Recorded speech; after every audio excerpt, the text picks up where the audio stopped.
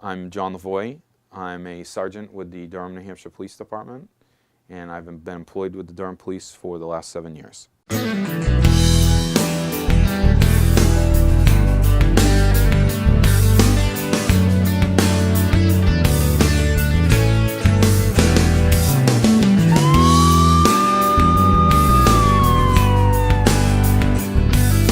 So a sergeant is a first-line supervisor for the Durham Police.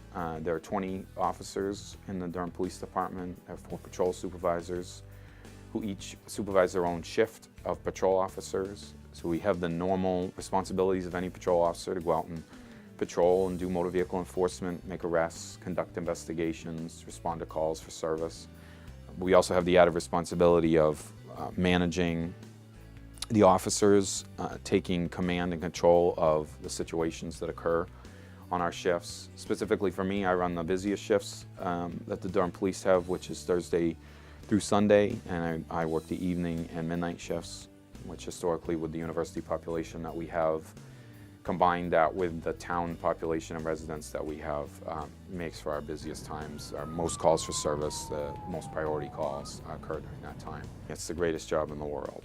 And I say that quite frequently, and I've heard a lot of other people say that too. And it's easy to get an officer who's been on for a long time that's salty and says, I'm ready for retirement, and it's not. But I discredit that. I think it truly is the best job in the world. I literally come to work every day having no idea what I'm going to do. I can have something set in my mind of a schedule and tasks that I want to get done or need to get done, and within 5 minutes of my shift could be sent to something that I'm tied up on for hours. And I get nothing done that I had planned on doing for the whole day, but it's totally exciting. It's high speed, it's very intense, and it's that just not knowing what's next. It keeps you on your toes enough that you don't get bored with it. And if nothing is happening, it's a job that you can go out and get involved in things on your own. I have the freedom of not being tied to a desk. Even as a supervisor, I have a lot of administrative roles where I have to sit at a desk for some of my shift, but I'm able to get out and go on the road and drive around. The seacoast area of New Hampshire is a beautiful, vibrant, extremely safe place, and that's not by accident. It's because the community members want it that way. They help keep it that way, and the police respond to things in that manner of helping their neighbors and community members to keep it safe. It doesn't mean that there are not heinous crimes that happen, but what I think people get caught up on is reading or listening to this national narrative, and it's not at the local level. And when they have a contact with us, they have a preconceived notion of how it's about to go or what they should expect. And it really should be the opposite, or it should be far better. They should have far better expectations of how they'll be treated or talked to, or how to deal with us.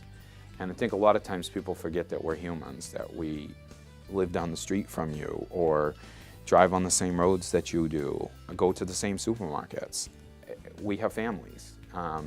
And even those, who are younger and maybe haven't started a family yet, still have ties to the community or have grown up in the area. And people forget that. And I think once we put this facade on of a uniform and a badge and a gun, that they somehow forget that we're that person that they bumped into 2 hours ago downtown.